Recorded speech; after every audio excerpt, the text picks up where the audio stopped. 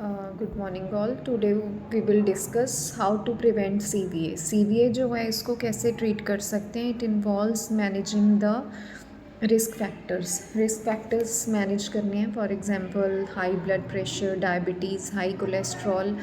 इसको हम कैसे मैनेज कर सकते हैं? By modifying the lifestyle changes and medication while immediate medical treatment.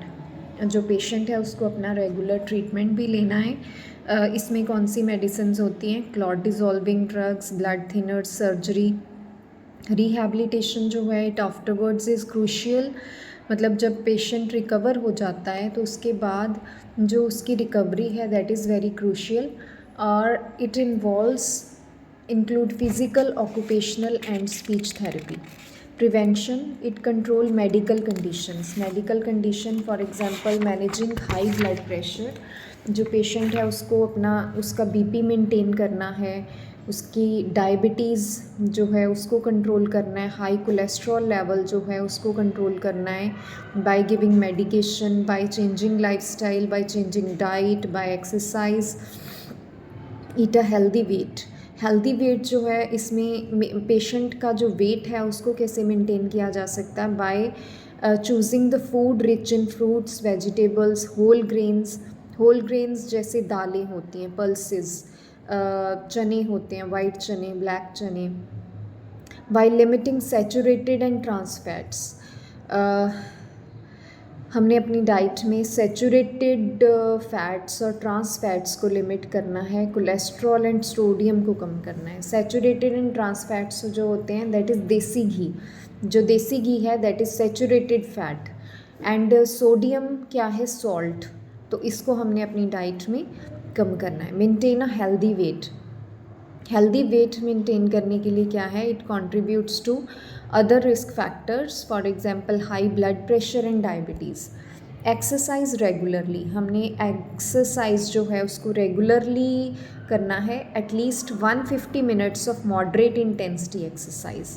मतलब मॉडरेट इंटेंसिटी की एक्सरसाइज होनी चाहिए, बहुत ज़्यादा ब्रिस्क या बहुत ज़्यादा फोर्सफुल एक्टिविटी नहीं होनी चाहिए। जैसे कई पर्सन्स जो हैं वो अपनी बॉडी की शेप, फिगर मेंटेन करने के लिए बहुत हैवी एक्सरसाइज करते हैं, तो that is also a risk factor for CVA।